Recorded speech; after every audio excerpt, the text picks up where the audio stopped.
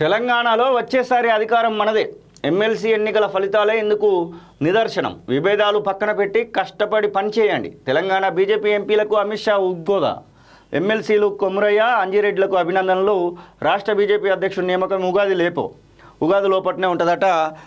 నిన్న ఈటల రాజేందర్ బర్త్డే కారణంగా ఈ మీటింగ్ అటెండ్ కాలేదు. అయినప్పటికీ కూడా ఈటల రాజేందర్కు అమిత్ షా ఫోన్ చేసినట్టుగా తెలుస్తూ ఉంది.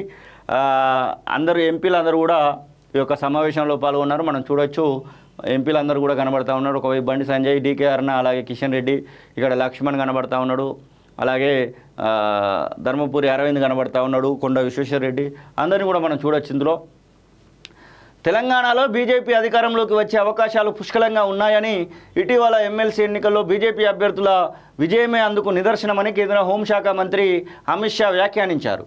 విభేదాలను పక్కన పెట్టి పార్టీని మరింత ముందుకు తీసుకెళ్లేందుకు ఉత్సాహంగా పనిచేయాలని తెలంగాణ బీజేపీ ఎంపీలకు ఉద్బోధించారు. వచ్చే స్థానిక ఎన్నికల కోసం కష్టపడి పనిచేయాలని సూచించారు. కొత్త ఎమ్మెల్సీలు మల్క కొమరయ్య, అంజిరెడ్డిని ఆయన అభినందించారు. కాంగ్రెస్ పాలనపై తెలంగాణ ప్రజల్లో తీవ్ర అసంతృప్తి ఉందని, గ్యారంటీల అమలులో ఆ పార్టీ అధికారంలో ఉన్న 3 రాష్ట్రాల్లోనూ విఫలమైందని చెప్పేసి మాట్లాడినటువంటి సందర్భాన్ని అయితే మనం చూస్తూ ఉన్నాం. మొత్తం మీద తెలంగాణ రాష్ట్రానికి సంబంధించి అధికారంలోకి వస్తాము అనేటువంటి ధీమాను అయితే వ్యక్తం చేస్తూ ఉన్నాడు అమిత్ షా.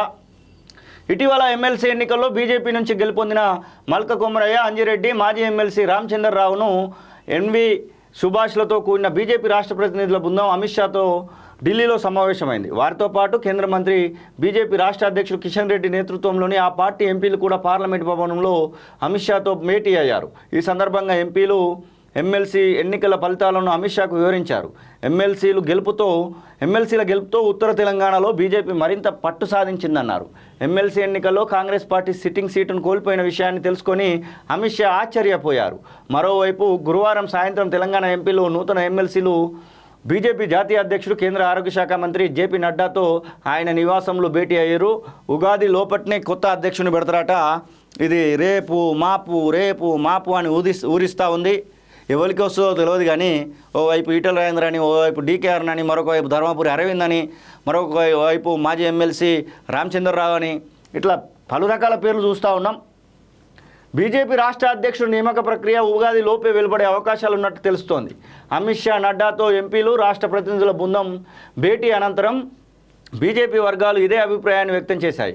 కాగా బీజేపీ రాష్ట్ర అధ్యక్ష పదవి రేసులో ఈటల రాజేందర్, ధర్మపురి అరవింద్, ఎన్ రామచంద్రరావు ఉన్న సంగతి తెలిసిందే. ఇది ఇలా ఉండగా రాష్ట్రంలో ఉపాధ్యాయులు మార్పు కోరుకుంటున్నారని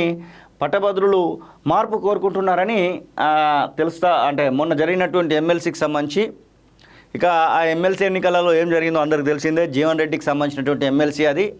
దానిలో ఆల్ ఫోర్స్ నరేందర్ రెడ్డిని పెడితే చేతికిలా పడ్డటువంటి సందర్భాన్ని కూడా మనం చూసినాం. ఈ సందర్భంగానే వీళ్ళు ఏం చెప్తున్నారంటే, ఖచ్చితంగా తెలంగాణలో పాగా వేస్తాము అనేటువంటి మాట వీళ్ళు చెప్తా ఉన్నారు.